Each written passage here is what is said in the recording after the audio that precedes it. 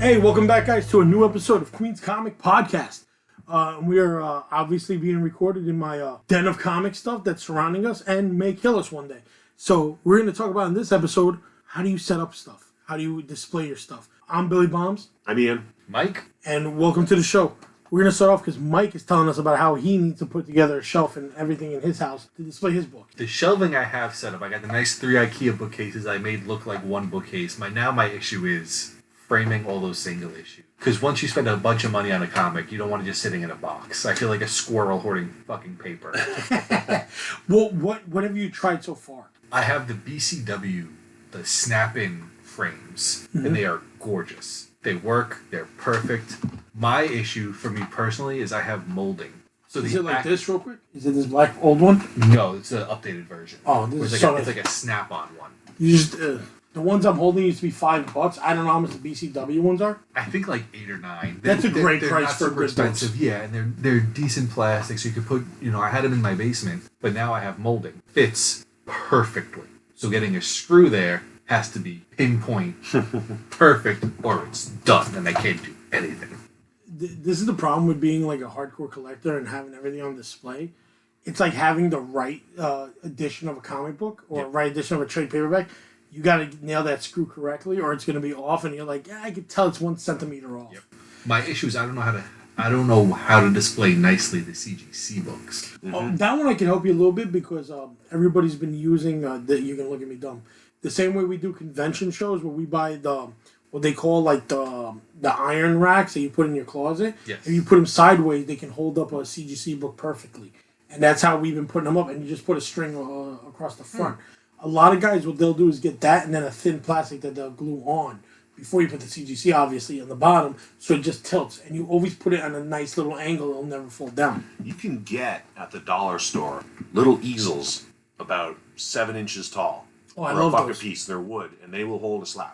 I do that for my glass display cases. Mm-hmm. Like, I have a what they call a painter's edition of Cable bust, where it's the painter's mark or whatever they call it.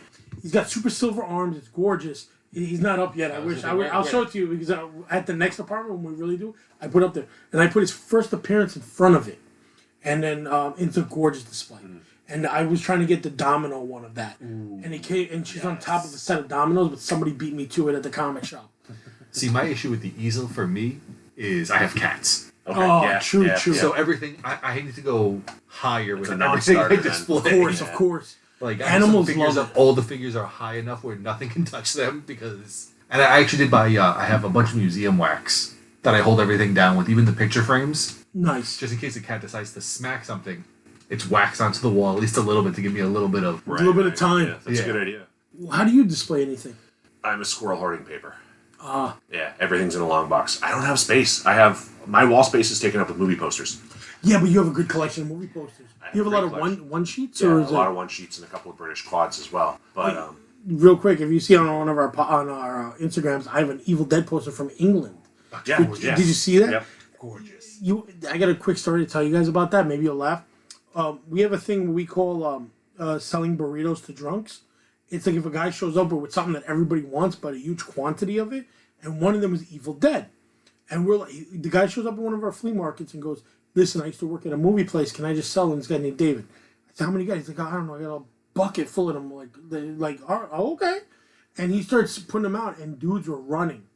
And this poster, I guess he was selling for $150. He goes, "Oh, I'm going to give it to you because I made $4,500 in 10 minutes." I said, "Jesus Christ! How?" I wasn't even paying attention. He sold a lot of super rare ones that were only allowed per store. And I'm going to call you out on this one. Horror Boobs picked it up, another podcast and another Instagram we know that makes VHS. The guy picked up a 1-of-1 poster from him for a great price. But that's where originally we got it from a burrito spot called Brooklyn Borough. They would go all the bars with a bucket of burritos, and that's how the guy got his name out there, and would sell burritos $10 to all the drunks. So from now on, we call it selling burritos to drunks when you show up with something like that, and it's a group of guys that are crazy. I mean, burritos and drinking are a great combination, so that's a business. Yeah, but at a horror convention with Evil Dead posters, that's basically that's the printing money. Yes. Yeah. 10 minutes, the guy made it and gave me a poster, and I framed it.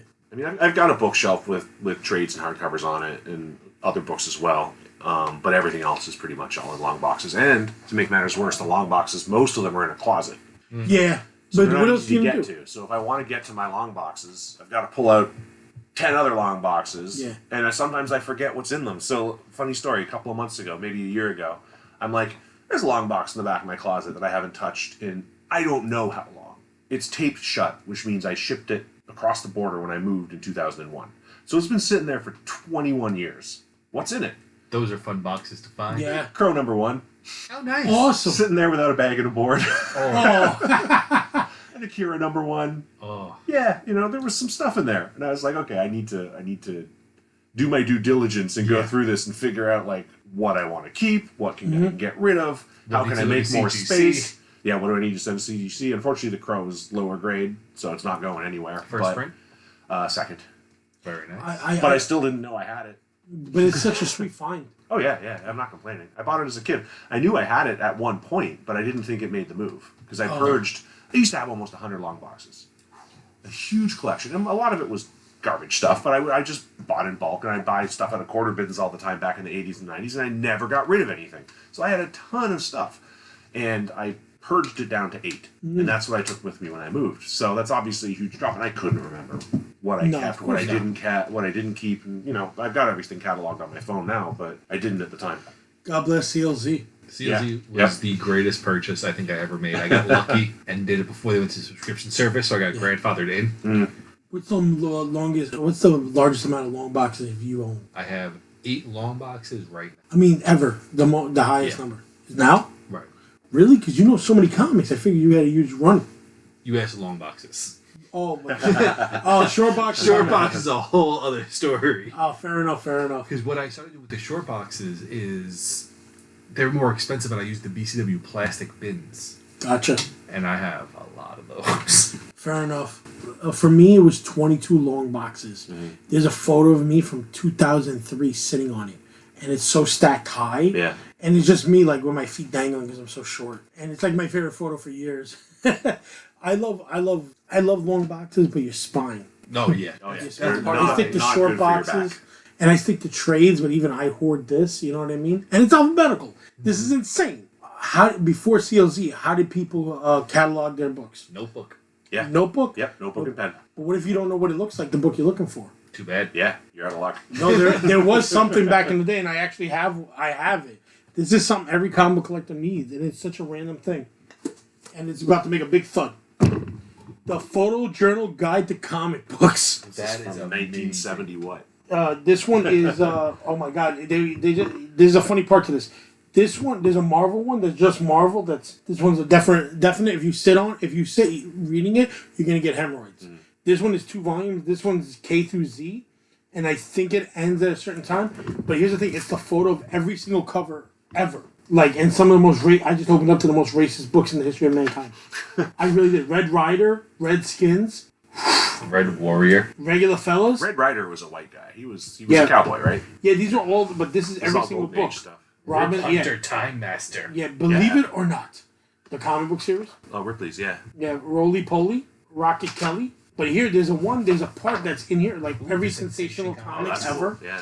So, like, I'm gonna send photos of this on our Instagram so everybody can see. But here's the funny part: this was so rare, some of these covers, that if you look around, like here, there's Submariner. If you look around for some of these older books, like Startling Comics, you're gonna see a blank. And what happens is, in the blank in the book, it says at the bottom, mail away a few years from now. A few years. When we find it, we will send you a sticker to insert in your book to finish this book. That's amazing. Yeah, because they couldn't get every single cover. What year is this book from? This is like an old 80s There book. it is. The blank spot right I see there. it. Yeah, here we go. Mutt and Jeff, number 2, no cover. But Now, how am I going to know what Mutt and Jeff books I have now?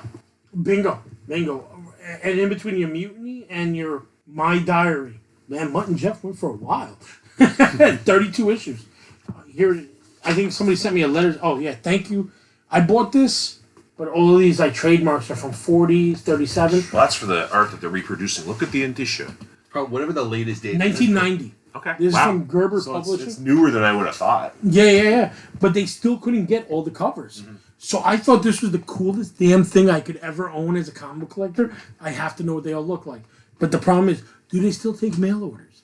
Do I send stamps and tell them how much do I need? Right. I'm missing Mutt and Jeff #3. Did you ever find it? This picture. I really need this, and it's so random because on here is like Blue Bolt and there's some Marvel on here, but Marvel was like so big. Oh my god, look at this crazy crap!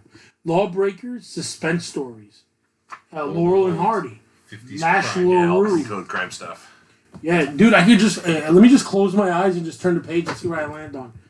National Comics, which didn't that become DC? Yeah, I think so. Remember National Comics it had is. Uncle it is. Sam in them all the Here time, it is. right? National Comics, Yeah. Uncle Sam. Yeah. Earth 2 is Uncle Sam, or Earth 6, I think. That's how much of a nerd I have to know which Earth he's on when he's a Rebel fighter. I'm not even gonna say this word, but it's it's the baseball teams from way back when. Oh my god, what a racist ass word this is. Hey, this is up your alley. Northwest Mounties, the comic. It's got to be good. Nightmare, which amazing paintings from. Gee whiz. Oh, it's Nightmare, the Skywalker magazine. I think so. Yeah, there's some cool stuff in there. What kills me is how big was Romance Comics? So Huge. big. Huge. Yeah. Kirby Did not know yeah. that. I feel dumb. 6 Gun Heroes. It's one of those Skeleton things- Hand. Because back then it was like, oh, we need to, get more market share. Let's get girls. Yeah. What kills me here is I never knew what Spirit was publishing, and I just turned the page to Smash Comics. Spirit was published. Spirit originally was an insert in the Chicago paper. I always assumed it was Yeah. I always assumed it was like a Popeye comic Yeah. inside a book. But I guess these are the reprints from the early 40s. Yeah, And they say they're what like year it is new here. strips. Oh, 1939. What's cool, and then Sniffy the Pup. Soldier Marine drinking. Sniffy the Pup is your new grail. Oh, yeah. Oh, my God. I don't need to go down that. Oh, my God. Look at these space action comics. And look, another blank between Rocky Jones, number 19, Space Adventures. Dude, I got to know, is there a guy out there that... Maybe this is my new mark in life, is to print out these little stickers and send them out to people. We finally found them. Speed Comics. Star Comics. Back when cops were still jerks. These are comics that you just don't find anywhere. No, and I think this is the only resource to even see what some of these crazy covers are because they've been burnt in the wild, And the whole goal is to find a Golden Age book for your own collection. Oh, yeah. What's your Golden Age book you're trying to get? I have one. What is it? I have True Comics #1 from 1940 something. And Okay. my grandfather bought it off the rack That's cool. because it had Winston Churchill on the cover. And my grandfather was into Winston Churchill. Fair And he enough. kept it, and it's in terrible shape, and I will never get rid of it. You have to keep it forever. Part of me wants to slab it just because it's fallen apart. Yeah, it'll get the NG grade, which Yeah. is just good to have. Yeah, it would. It's not that rough. It would get a grade. It would probably get a 0.5. It's complete. Oh, It's wow. complete. But it's like, it wasn't bagged and boarded. My grandfather wasn't a comic collector. It Yeah. sat in a chest in his attic for With mothballs. Yeah, for who knows how long, decades, until I got a hold of it in the 90s. I was like, what's this old comic? Oh, I bought it when I was however old I was. You can have it. I'm like, okay, cool. And it's a key because it's the first issue of what True Comics ran for a while. It was all biographies, basically. Oh, okay, cool. And, it has probably a pretty small following at this point. It's kind of largely been forgotten about. I don't know that it's ever been reprinted. Yeah. A lot of the Golden Age stuff gets reprinted constantly with Batman, Superman. Right. Not This correctly, stuff. though. We spoke about it in the last episode. Coloring about is always off. No, yeah. One of the Batman issues that's a really big issue is that there was no knife in his back for one character, so you didn't know how he died. You just assumed it was poison. Okay. But when they reprinted it recently in a facsimile, how do I pronounce Facsimile. it? Facsimile. They printed it now finally with the knife in it. So there's only two wow. issues: the All right. original printing from All right. 1939 and this one. Was that a censorship issue or a mistake? Censorship issue. Interesting. Okay. Censorship issue. Right. So now some of the printings are getting done to show what they are, but I'm not a big fan of those facsimiles. Right. Because No. people try to sell them as bootlegs and all. You're like, get the hell out Yeah. of Especially here. when they do Bum. with the modern issues. There's no Oh, reason to forget do a about it. modern Nothing issue. should be. Right, If it's right. 80 years old, I get it. But if it's not, Yeah. Even with some of the omnibuses coming out, omnibuses that, for a series that just ended a couple of years ago, we need an omnibus already. Right. Like, Sure. did Well, that book really need that right Epic now? Collection is doing it now. Like Spider-Gwen's getting an Epic Collection. And an omnibus. No, that's funny. But it's a lot of times it's a different market though. Yes. Yeah. Like we were talking earlier off mic that you guys collect trades a lot more than I do. Yeah. And I know people who will only buy trades and won't touch single issues. So if they want that book, they're going to wait for the trade. I have started reading digitally. Well, you have no choice sometimes because even the trade will never come out. Yeah. And that's why I hate some companies who don't finish a run. Yeah. You're like, hey, buddy, I expect 6 issues. Like, Excellence never finished. And that was a book about, like, magicians and, like, it was a black creator. Yeah, and I remember that. And why did that not finish? Like, I want to know the story of this. I read the first Did the 6 single issues. issues finish? No. Okay, so That's the what- run was just never finished. Well, Yeah. Afterlife with Archie. Oh, yeah. Never Never, finished it. I'm still waiting for volume 2. Sabrina. Never. Chilling Adventures of Sabrina. I know, I'm looking at it right there. They brought one out last year, but it's not finished. Right. Southern Bastards. Jason Aaron's Southern Bastards, I don't think was ever finished. That one gets. think so, yeah. That one is a good. I got the trades and I got some of the oddball Great. covers. Yeah, but like I'm like it's a one and done run for me to read, but I want to see it done. Yeah. You know what I mean? Like especially because every trade in that book felt bulldozed. Like there's not time to absorb each story. Well, you never know, because now they're finally finishing Neil Gaiman's Miracle Man. Yeah. 30 years later. Yeah. The miracles good. that people still want to read it. I'm reading it. I joke like this. My first statue I ever bought was Miracle Man. Oh, wow. Like, yeah, it's in the closet here. I'm going to pull it out once we set up all the statues. But, like, it took so long to finally read Olympia Yeah. and see that 6 scene when he crushes Kid Miracle Man's head. Yeah. That made me love Captain Marvel more. Because I got where he got the idea from what he wanted to write in Captain Marvel. And that's actually my grail for Golden Age books is Captain Marvel Jr. and the Electric Chair. All right. That's the goal I've been trying to find for years. I mean, as far as grails go for Golden Age, I mean, Oh, there's too many. pick an EC. Yeah. Just to have You know, one. pick an EC. Just to have one. I've owned them in the past, but Really? they've been sold off over the years. Yeah. Well, And they were lower grade. You can still, I mean, you can find them at conventions. The print runs on them more high, but The price, the price condition, is now. and you have to make sure you get a reputable seller. You're not going to get color touch. And if Yes. you are, if you don't care about that, make sure that you know it's color touched before you spend Yeah. that kind of money. Yeah. True. Yeah. What's your grail? Because we didn't hear yours yet. For Golden Age, there's Like to have one Golden Age book, if you can have one. I do have one too. I have a true crime book that's like some Diamond Jewel like I heist book. have a Jungle Comics book. Nice. Yeah, I picked it up on one of those auction I was sites. I was with you when you were trying to pick up a book at Big Apple Con once too, and you're like Yeah. the prices are killing me. Yeah, the prices get out of hand. A lot of those, any of those old Golden Age horror books, Yeah. the Chamber of Chills, any of the Tales from the The Crypt. one with the spider and the skull head. Yes. That was cool. Yeah, any of those old horror comics are just at the right price, no questions asked. I'm going for it if I can find them. But even just finding them, Yes. It's a It's hard problem. as hell. Well, even on auction sites, and then you got to be careful because if it's not graded, you don't really know what you're getting till it shows up. well, that's the fear a lot of people are having picking up old books now. Like people are like, I don't want to get it graded because what if I'm wrong? You know what I mean? What if I'm 100% wrong and this is a total bust? We have a friend who will go not named who bought X-Men #1 and it was missing pages. Yeah, no. And I was like, if you don't know, you don't know. That's why you got to hit up a reputable dealer. That actually happened to somebody who came into the comic shop where they bought a Golden Age book and they wanted to get it graded, and they opened it up and there was all the color touch marks on that first page. Wow. You want now that you're here, Ian, you're gonna love this story. The Legend of the Planet Comics. I told him about it when we were in the deli. You did, but tell it again on my. You gotta tell it on the show. Unbelievable. I was working at the Royal Collectibles in Astoria, and somebody walked in with an entire box of old Planet comics, and we could not negotiate a price for it because they saw some of the prices on eBay for high grades. They did not have high grades. Tried to show them the differences, but tried real hard. Just absolutely gorgeous. Every single copy was just. I kept the pictures on my phone for months. I might still have that. My favorite part about that story is that you called me and was like, yo, you got money? Yeah. Just get over here with cash. Like, how much do we need? Like, what can I separate these comics? At from least to this get the mermaid cover, the one that you lost. Yeah. And I'm not gonna lie to you, for months I tried to bid on it for Mike, but it kept going up to $600 with terrible covers. Yeah. Yeah. Like they were gorgeous. They were beautiful. I've never seen something so nice.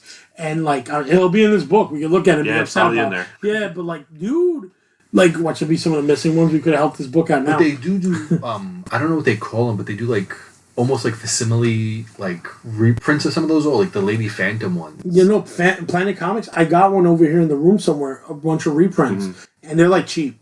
But the thing is, the goal Are they is in to the get the public original. domain now? Not yet. They're No, not they platinum. shouldn't be. There's a couple of publishers out there who are 'Cause, skating like, on I know some thin Winnie the legal ice. Pooh just hit it. It did, yeah. But some of the stuff was never copywritten in the first place. Yeah. Wait, Winnie the Pooh's on public domain? Yeah, that's why they're doing a Winnie the Pooh horror movie Yeah. coming up. Yeah. That'll go back to Winston Churchill. You read the Robin Williams story? Yeah.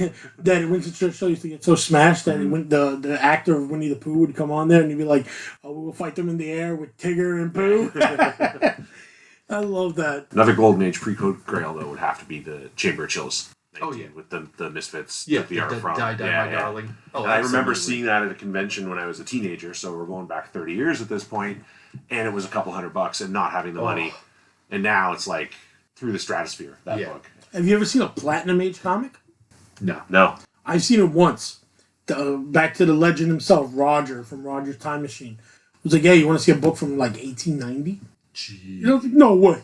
And it was like, it was like some random little book, comic book. But then the comic book from the late 20s he showed me, which is still considered platinum, was something called the Shmoo. You ever heard of the Shmoo? It was Al Cap, wasn't it? Yeah, but it's from the 20s. Yeah, it's from the 20s. So it's still considered platinum. Right. Because platinum is like 1880 to 1920 or 1930, and then golden age is after. So I was like, we going up to platinum, man. Holy smokes. And I don't know what we're going to call this day and age. I guess tin or aluminum. And I thought that was the coolest thing, but it was a little book called The Shmoo and Al Cap. Right. And he was like, "Yeah, I got a bunch of them." And Roger was like, "Yeah." He was like, blowing smoke off, blowing dust off, and he was like, "Here you go." And I was like, "What the fuck?" Yeah, he always had the most interesting, bizarre stuff. Yeah, when I find photos, I'm gonna post it on our podcast because I took mad photos of the store back in the day in the early 2000s. And that wasn't even a store. 14th Street? Above a donut shop. Yeah. I was like, "This is the safest place on earth." Mad cops downstairs. And he always used to joke about like the only reason they moved is because I think they knocked the damn building down. He was there from like the 90s, from before Superman died. Before that, he was somewhere in Union Square, a little bit farther down, in 1976. I went to a comic store with my uncle when I was 12, 13. He lived in Toronto. So every year I'd get to go spend the weekend with my uncle, and it was a big deal. You had to go to the big city. They had more than one comic store there. They had like 8, and they had more than one record store. They had like 20, and there was cool stuff happening. And he took me to Dragon Lady Comics, which was... Dragon Lady had been there, I think, since the 70s. That's so cool. Maybe the early 80s. It had been there a while. And they had, of course, all the regular stuff you'd expect to see. It sounds kind of similar to Time Machine. And one of the coolest things they had there was a tall box. It was like maybe a foot and a half, maybe 2 feet tall, and maybe a foot wide. And I'm like, "What's in there? That's not a long box. There's something in there. It's not a magazine box." What it was somebody had kept every Superman strip. So it was a newspaper-sized box. Oh, wow. And they had cut out the Superman strips from, it must have been the Toronto Star, one of the local newspapers. They were color, and they were full newspaper size. And they were all boarded, and they were all bagged, and I remember flipping through those, and my uncle bought me one. So cool. Yeah. Wouldn't even know. They gave me pain right now. Yeah. No idea what they're worth. You no couldn't idea. even imagine how to look for it. I think they were priced at like $5 each, or something like that. The funny part is now they're reprinting all those newspaper strips, and you realize there's a whole generation that loved it. Yeah. Loved it. It's like how I am with Garfield. Uh-huh. You know what I mean? I love that. Rogers also had, he was like, "We don't just do comics, we also sell vintage toys." Yeah. And like vintage TV guides posters and stuff. Uh-huh. Yeah, TV guides were crazy. The one posters were always crazy. Because people were like, "Yo, man, let's get this Critters 1. I'm like, "Critters?" And he's like, "Yeah, he's got a bunch of them." I was like, "Really?" He's like, "I've got them since the movie came out, and Fangorias and stuff like that." I love all that stuff. Do you guys enjoy the reprintings nowadays of like, Fangoria came out with just a cover book of every cover they ever did? Oh, I didn't know that. Yeah, I love that. stuff Would be like like a nice nostalgia rush for me. Yeah. Like that's how I feel with the Elvira book too. I want to get it like Yes. signed by her. When I was a kid, I remember buying Fangoria number 7, which I think had the exploding scanners head on the cover. That's awesome. And number 8, which had the Fulci zombie cover. That's awesome. And bringing them home. And I was young. I was like 7 or 8 years old. I should not have been reading Fangoria, but Willie at Memory Lane didn't care, and he sold them to me. Money. And my parents tore them up. No. Yeah. I've since replaced them because I'm an adult and I can do whatever the hell I want, Mom. But actually, it wasn't my mom; it was my dad that tore them up. But either way, looking back on it, I wouldn't say tearing them up was the right decision. But I understand why they took them away from me because I was too young to be dealing with that type of material. But anytime I see old Fangos, that memory pops right into my brain. So clearly, it left some scars. I know. I love old magazines. I mean, one day you got to take a look at the magazine collection I have. I have a whole bunch of the Creepies, the Eerie's. Oh, that's good No, stuff. I can only imagine. That's good a stuff. bunch of Vampirella. I have a lot of the old Marvel horror magazines. I got a bunch of old Marvel horror, and I got a bunch of the old Deadly Hands of Kung Fu too. Which are Yeah, pretty he got fun. me the traits. That's Yeah, the the omnibus. The That's omnibus. great. Yeah, Yeah, yeah. very I have. Shang-Chi is my first superhero I read comic. Oh, right on. So I needed something from Yeah, that. yeah. You got it for me. A lot of good Neal Adams art in those. Yeah. Yeah. I think I have almost the whole. It's only 5 issues. The Haunt of Horror from Marvel. Yep, I have the first Nice. one. That's the only one I don't have. Okay, I have the first I one. have 2, 3, 4, and 5. Yeah. And then there So was that's the goal of the next convention. Yeah. yeah, Tales from the Zombie. I got a bunch Yeah. of those too. Or Tales Yeah. of the Zombie, not from the Zombie. Because they're hard to come From by. his point of view, I think it was Boris Vallejo cover art in the first one. Yeah. If I bro, remember I right. collect his books. That anybody does a collection of his books, I try and get. And before I forget, Frank Vazetta's coming out with a new one of his complete works. It's coming through Tashin. Yeah, like Yeah. $200, but I'm Yeah. getting it. Yeah. Oh yeah, but yeah. You got it. Like Boris Vallejo, come out with a thing. What drives me nuts, I'm gonna curse like hell like this, is the fucking cards. I hate cards because I'm like, I gotta find every little card. They're only like $20 the set, but I want to look at a big blown up version of their paint. You know what I mean? I hate little stuff. I want to see big art. For art like that, Yeah. trading card does not do the Yeah. job. I don't want to go all Wrightson nerd again, but I'm going to for a minute. No in problem. In the 90s, there were those Wrightson trading card series that came Yeah. out. And when you could join the Bernie Wrightson fan club through mail, and I did. I joined it, and for however many dollars it was, like $25 or whatever, they sent you a binder. And inside the binder was a full run of Series 1 and Series 2, and Bernie signed the binder on the spine. And it was smeared, but whatever. And you also got a limited edition print and a fan club card.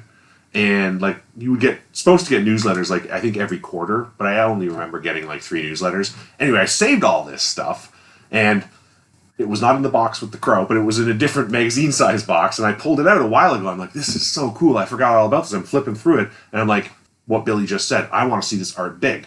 Yes. Yeah. A couple months later, FPG does a Kickstarter to do a hardcover of all that art. Excellent. Yeah, and I Did got it get funded? Yeah, I got it. I got it like 2 months ago when it came out. That's and what's up. And it's fantastic.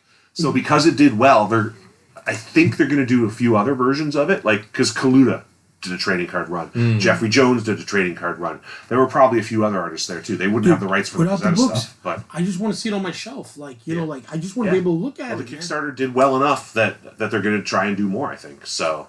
You might get your wish, and you might get to see some of your trading card stuff in large size. Well, this also goes out to our friend who does Playghoul magazine. He did one about Yes. what's her name? Vampira. Vampira. I love it when fans put out stuff. Mm-hmm. You know what I mean? And that's why you need to get stuff like that out there. One of the weirdest things in my collection here, I haven't shown it to you guys. I have a trading card signed by Dr. Demento. Oh yeah, And I love that so much that it's always in my bedroom, like by there. And I love stuff like that. What's an oddball thing you want to get signed by somebody famous? I got a funny one, but what's yours? I have a trading card signed by Jerry Reed, Jerry Reed. who did the soundtrack. He was a famous country musician. He did this Eastbound and Down from Smokey and the Bandit. It's my wife's. I don't know how my wife got it. I think she bought it online, but so we have that. I did get. It's not weird, but I got my my Hellboy DVD signed by Mike Mignola. I got one of the action figures signed by him. I Yeah. love him. I'm not gonna lie to you, Jackie Gleason, the Smokey and the Bandit, as the sheriff. I've gone there as for Halloween. But what's yours? You could pull that off. Oh yeah. Whee! I'm not huge on signatures, but I did get from Twin Peaks Audrey. I had her sign up. Oh, very nice. She had one That's- pen. Yeah. What did you have her sign? I had a Funko Pop. Oh, cool. Had her Okay. sign one of those because there wasn't much else, Right. other than like headshots. Yeah. which- Yeah. I'll get DVDs and Blu-rays signed on a regular That's basis. sweet. My thing is, I have one. You're gonna laugh. I forgot Elvira was a New York Comic Con, so I'm waiting for the next one. I have a bunch of beta tapes, Oh wow. oversized ones for Yeah. her to sign. So I'm gonna bring one and Too get big her how signed. many laser discs. Oh my god! Next weirdo, I clean out his apartment. I guarantee I'm gonna find a bunch of laser discs. I've seen a million Lethal Weapon laser discs. Like there's a photo of me sweating to the oldies carrying them down the stairs. They're they're big ass floppy discs. Yeah. But she's on my list.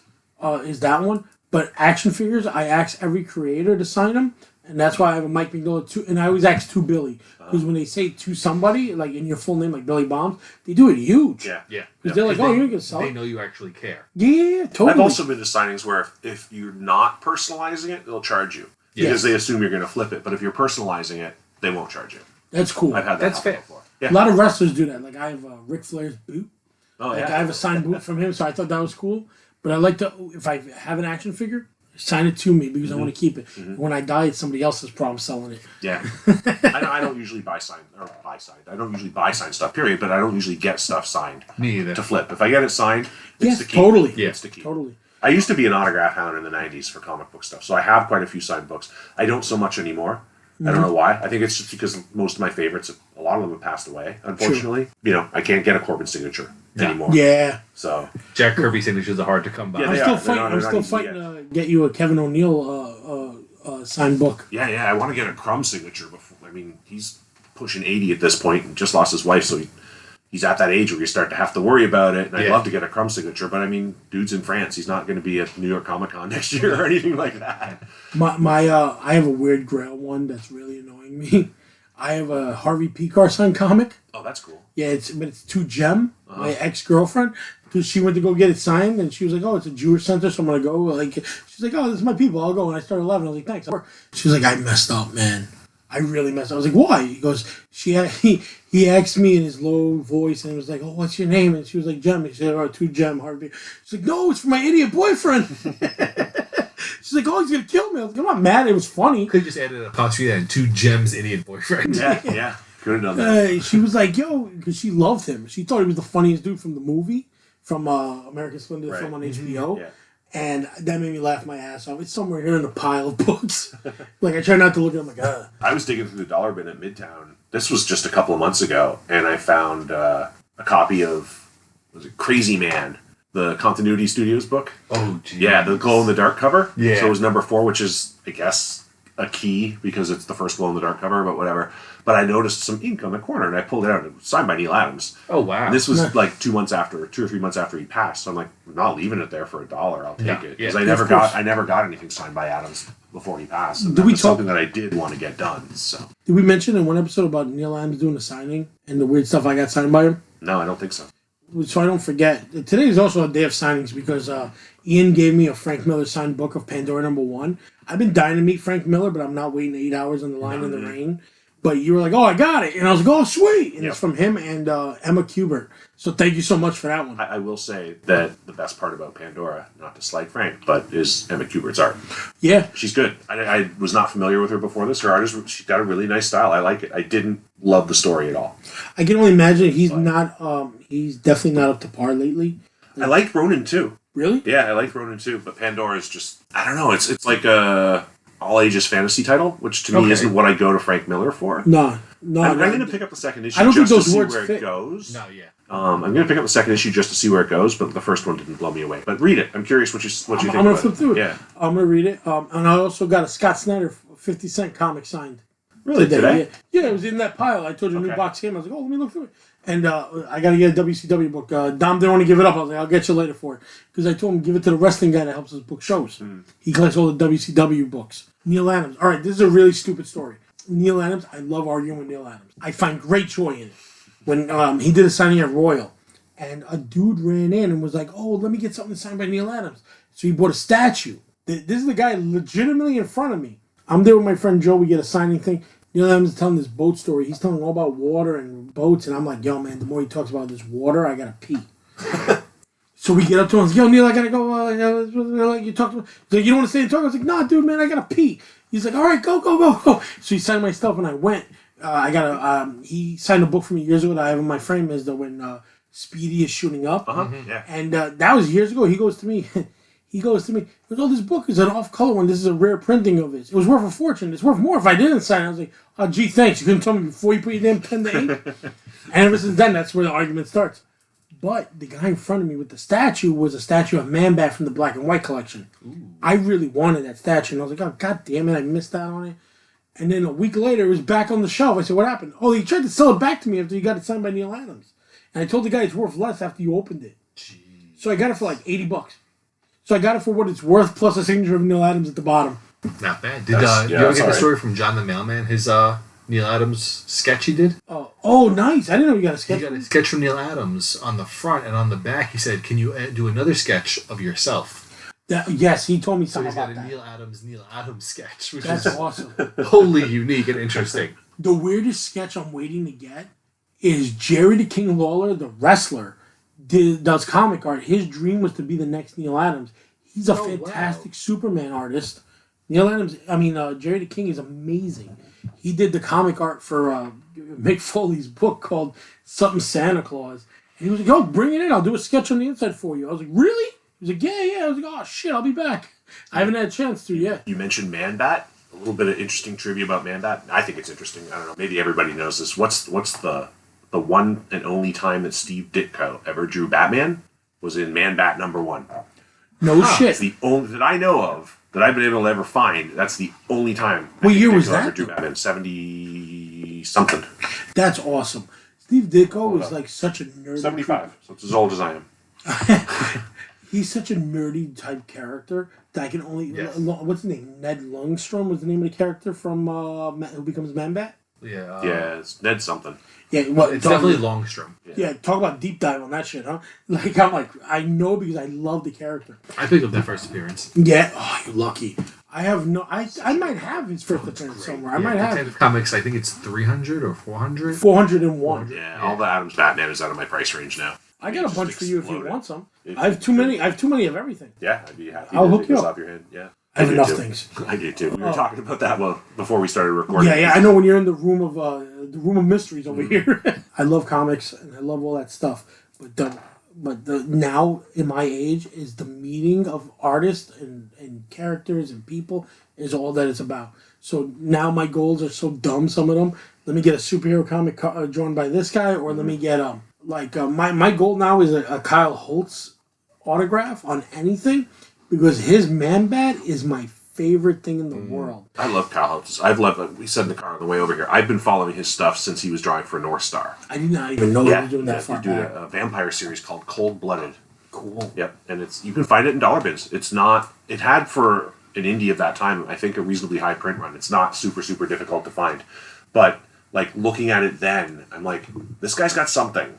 I don't know what it is. Like, there's a Wrightson influence, there's a Frazetta influence. There's like, it's the type of like that Bronze Age horror stuff kind of crept into it, and that's totally. a big soft spot for Very me. Bernie And I'm like, Wrightson. Yeah, and I'm like, before he was on Venom for Marvel, or before he was doing the Hood at Marvel and stuff, I'm like, check out Cold Blooded.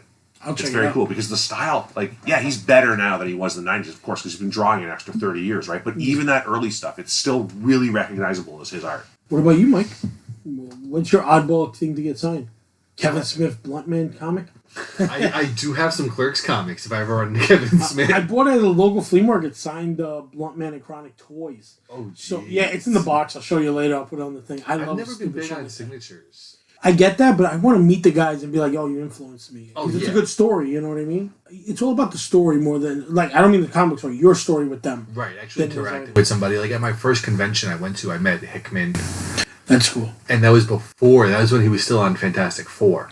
Yeah, nobody cared back then. Right, he hadn't really blown up yet. I actually had him sign one of the indie books he was doing, and he was like, "Oh shit!" Like, Which book?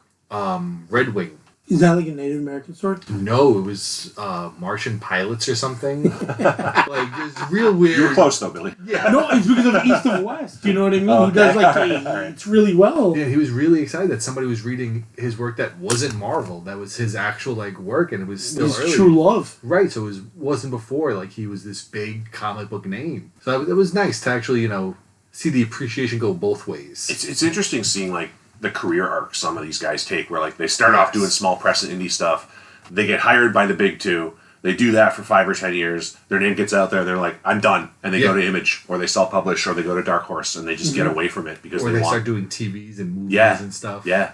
Yeah, and the weird part is we were talking about this in Midtown.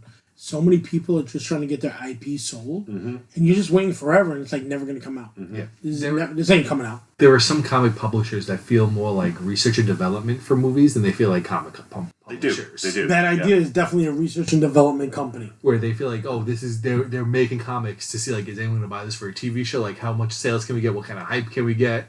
And it's cool and disappointing at the same time. Yeah, I know what you mean. Because some of the stories are legitimately really interesting, but you can tell they're just being made to shop. Yeah, a lot of them feel like illustrated screenplays. Yeah. Well, it reminds me of when VHS movies used to be just the cover first, and they're like, okay, make me this movie and this movie and this movie. And you're like, that's how canon was born. Yeah. They'll make a poster and then make the movie to match the poster. Yeah. That's how it feels with these comics. You're like, I don't know about crazy Vikings from Wyoming, but maybe it'll work. Maybe. But then you get some of them that are really interesting. Like I met at New York Comic Con this year. I'm gonna butcher his name. Joseph Schmeckel or something, who was doing the Phantom Star Killer.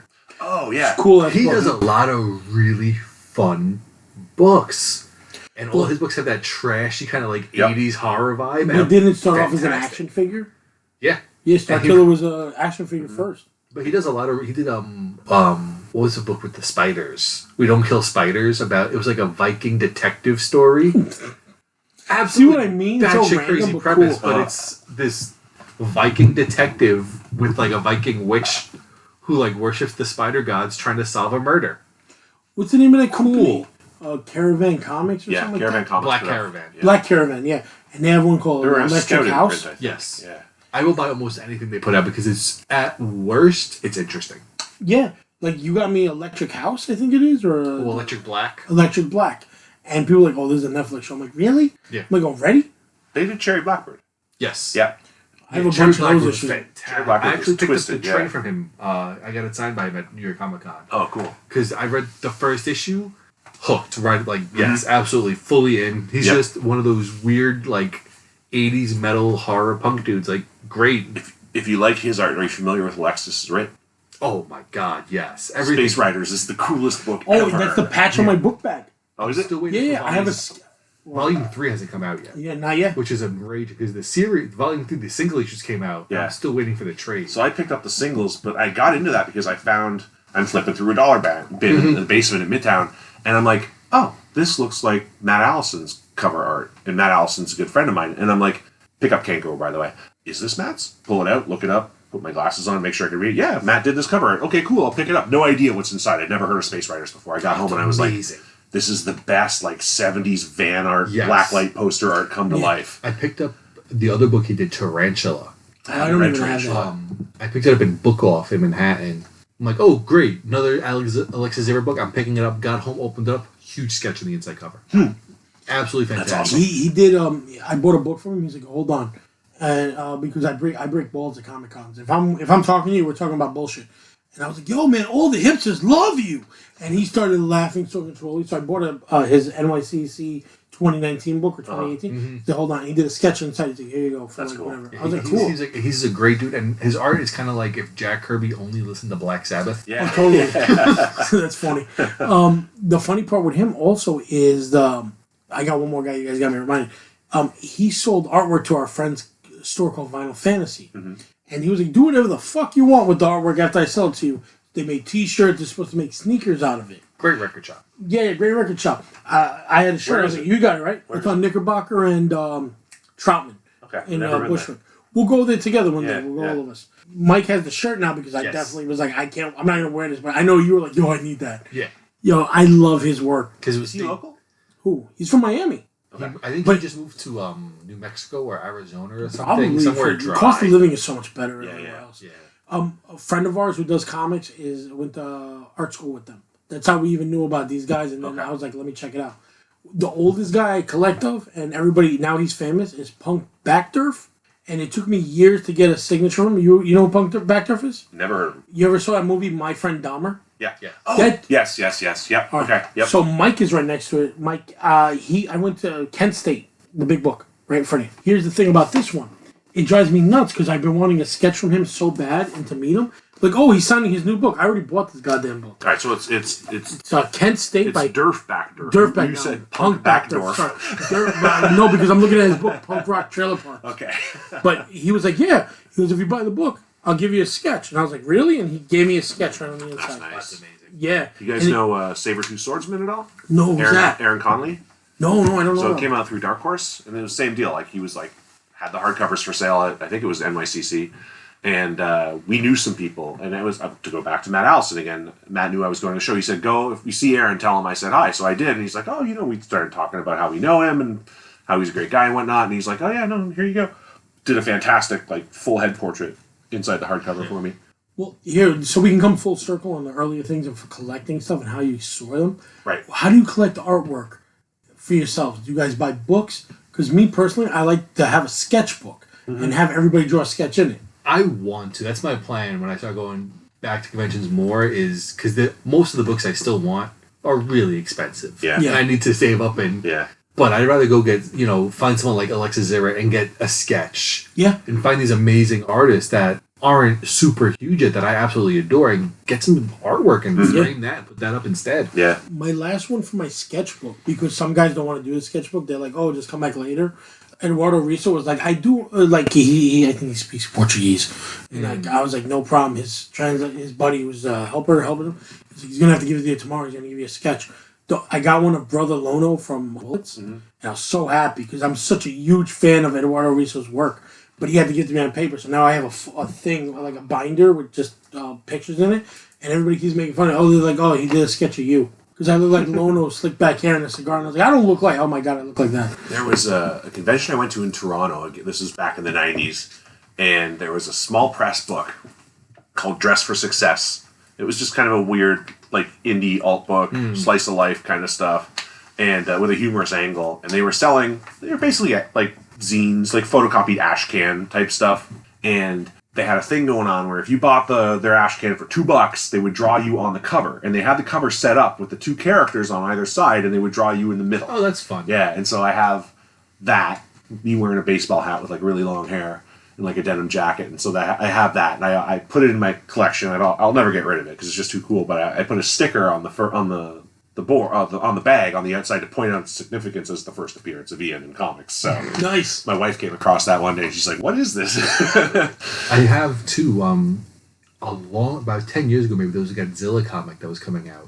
IDW just like their first one, and they were doing retailer incentive variants. I don't know if you remember this. I don't. I want to grab one. And it's the retailer incentive, and it's Godzilla crushing Royal Collectibles. That's awesome.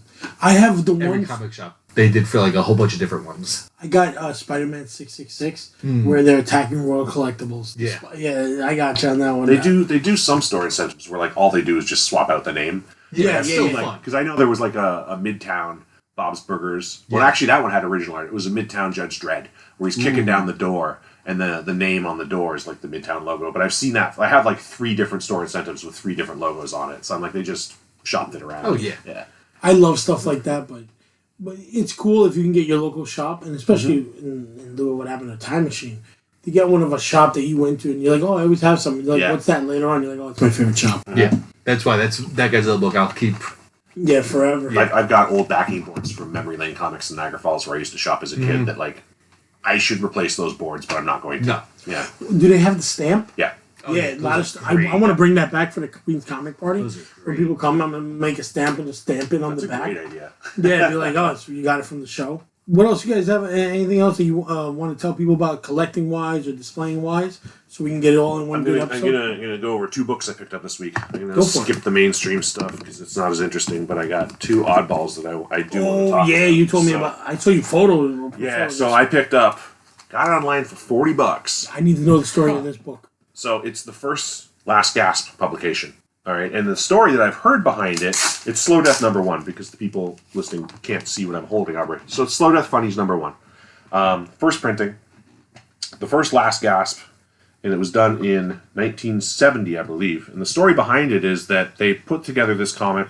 It's like eco-themed horror. They put it together to raise some money, I believe, for like some sort of ecological save the planet type charity. Who didn't take the money? Because the comic is adult themed and kind of trashy in the way that the best underground stuff is. But flipping through it, I mean, it's got really cool artwork in it, really oddball stuff in it. I don't know who did the first story. There's no credit on it, but there's some Jay Osborne stuff in here. Really just weird, trippy, psychedelic, very likely drug influence type stuff. But then you flip through it and you're like, oh, what's this? And it's some Dave Sheridan stuff, some irons, and then you get far enough into it, but then you find the Crumb story, which is the big deal. fantastic. No shit. Yeah, it's got a cool Crumb story. I love It's Crumb. also got some Rory Hayes stuff in it. I don't know if you know his story, but and some Jackson stuff. Yeah, I had to look at my like shelf. Yeah, to the be Crumb like, story's at the end. Gilbert That's why I took it Shelton. fine. So it's a Mr. Natural story. I love Mr. Natural. I have the whole run behind me of Complete Crumbs, the 17 volumes. I love Crumb. I love Crumb. So on December 5th, St. Mark's Comics posted on their Instagram that they had bought an underground collection. And I didn't see it until like December 28th or 29th. And I responded, do you still have it? No response. I'm like, well, you know what? My wife and I'll head out there. There's a barbecue place across from them. So we'll go get lunch. And if they still have that stuff, I'll check it out. If they don't, not a big deal. We went for barbecue. It's still a good way to kill an afternoon. And so I got in there, and the owner sees me walking around. I'm looking at the wall books, and he's like, "Oh, there's some cool stuff up there, isn't there?" I said, "Yeah." I said, "I see those crumb books you got up there. You got any more of them?" He goes, "As a matter of fact, I do." So he said, "I got three short boxes full." So I'm like, wow. "Okay, cool. Can I take a look at them?" He goes, "Yeah, one of them's not priced, but if there's anything you like in it, give me a couple minutes, and we'll work something out for you. But the other two are priced. But I have to ask you to come over here." And he kind of puts me in the corner because there's kids in the store. Right. Fair enough. Of course. And he said, "Is there anything you're looking for specifically?" I said, "I'm looking for Crumb stuff and I'm looking for Corben stuff." And so I picked up a couple of Crumb issues and a couple of Corben issues, but the big one I got was the first printing of Rowlf, Oh wow. which is one of the undergrounds that he did for Rip-Off Press back in the 70s. And it's in okay shape. I mean, for its age, it's in pretty nice shape, but it's weirdly verbose for a Corben comic. There's a lot of dialogue in it, which is when I is could weird see it for from his type of across the stuff. table. Yeah. And usually you think of his stuff as being a little sparser in terms of the dialogue, but You looks like the wall of text for a yeah, Corben book. yeah, and it's it's got the sex and violence you expect from his work from this period, but a lot more like fine detail in this book. Not that there wasn't a ton of detail in most of his work, but there just seems like a lot more that went into the penciling and the inking on this. The expressions on this monster's face and the detail that went into like the tanks and like the military hardware that's on display, and it was just what caught my mind for whatever reason. Since you're a huge indie fan, we're gonna take you to the store that has like a book store that mostly sells it, All right. and it's their garage sale. We haven't had a chance to go, me and Mike, but we'll go. It's end of the month, Sunday every month. Okay. We'll go. It's a garage in Bed-Stuy. All right, we'll do that. Yeah, because the other guys I went were like, "Oh, I don't like indie stuff." I said, "Bro, why'd you make me come here?" Yeah, no, I'm happy to dig through it. And then the last book I want to talk about. This just came out a couple of weeks ago. So this is through Floating World Comics. They have an imprint through called Power Comics, which is run by the guys who run the Power Comics YouTube channel. I don't know if you guys ever watched that. No. It's Evan Husney, who works for Vice, used to work for Severin Films. That guy, the wrestling guy. Behind the ring guy. Yeah, Yeah, so Dark it's Side of the like a Ring. side project of his and a couple of friends. And they basically discuss comics that are just a little bit off, a little bit amateur. They review them as like outsider art rather than trash comics, and it's really fun. And I found a few, like, I've always had an interest in that type of weird stuff. I buy Silverwolf comics, I'm that guy. And I'll buy stuff in the dollar bins that just looks weird just to check it out. And so they kind of cover that type of stuff. And so they've started reprinting some of the more obscure stuff and giving the money to the actual creators. So this is Earthman, and they call it the wholesomely deranged, sublime interstellar works of Robert Nunn. And this dude is currently in his, is he 80 or is he 90 now? He's up there. He's up there in years for sure. He's a senior. And he did this one book called Earthman. And Earthman is this guy here. He fights vampires. The story is absurd. It's tough to follow and tough to make sense out of, but there's so much like weird passion in it. And he was a religious man. So his religious beliefs are worked into it. This has made my eyes hurt and laugh at the same time. It's cool. It's wild. It's weird stuff. There's nothing like Earthman out there. It's like watching those weird like B to Z horror movies. Yeah. It's like watching a shot on video horror movie kind of. Yeah. And so you flip through Earthman, and then you get there's a second feature. He made a new Earthman story specifically for this reprint, and it's colored in what looks like magic marker to me. It involves Gooner Knights and Java moles. I don't know what that means specifically. Can't have a comic without him, though. Right. And, floating gas balloons play a big part. There's, like, maybe fart jokes and stuff in here. It's bizarre. They say things like, Sneal, it's snealing. I don't know what that means. The last story, and this is called Torch, and this is where his religious aspects come into play. You guys may be familiar with, like, the Spire Christian comics that came out in, like, the 70s and the 80s. I got you. Where they licensed, like, Archie and did, like, religious Archie comics. They had a Johnny Cash one. Right. So this was, I guess, like, kind of his attempt to get in on that. And so he created a superhero called Torch. And Torch is just, like, this kind of guy here. There's not much about him that's special. He kind of walks away from God, and then the local priest kind of gets him back into it. And then once he comes back into it, he's allowed to turn into Torch, who's, like, a religious superhero. Meanwhile, this demon here, he's not cool with Torch. He wants to tempt Torch with a hot chick, but he's got to save himself. And so, but it's got all these weird, like, rants about masculinity and the true meaning of masculinity. It's a little homophobic in spots, but why do people say you're not a man until you have an affair with a girl, like Rod did, when weak sissies do it and remain sissies? If it's masculine to drink whiskey, why are there so many skinny gals that can drink more of it than most men? Samson was an abstainer. The whole thing is full of dialogue boxes like this, and it's Absurd. It's absurd. It really it's is. wonderfully absurd. It hasn't aged so well, but like it's just insight into one man's psyche, and to have it out there and be able to own a copy of something that was so limited in its production and so locally distributed, never on a national level, is kind of a treat. I would like to see him versus Johnny Ryan in a fight because that seems like the two polar opposites. I did not expect that to be the I had to last close with book. Earthman. I didn't tell anybody I was killed bringing me. Earthman. Yeah, holy smokes! And the torch. Yep. We're gonna wrap it up on this episode. What a great episode! Because I'm sorry, man, but that was great. Yeah, that's Obscure comics that Surprised you you with only Earthman. find on show, only stuff that you find on our show. Because all comics matter that you could read. Mm-hmm. Any chance you get, go check it out because somebody put the effort in. Robert Nunn put a lot of blood, sweat, and tears into that book. The effort people put into stuff, that's why I say go see local plays. Go see local terrible movies. Go see anybody what they try because people have put efforts into it. And comics is very hard. And you never know if you're going to find a gem. Yep. Yeah. Yep. Yeah. Or one that says 2 gem Harvey Peacock. Right. And I'm like, oh, come on, woman. Yeah, but thanks to Power Comics for bringing that back into the public view. Yeah, So. most definitely, because this guy's effort into it. But we're going to wrap up. This is the Queen's Comic Podcast. I'm Billy. I'm Mike. I'm Ian. See you, bro. Bye.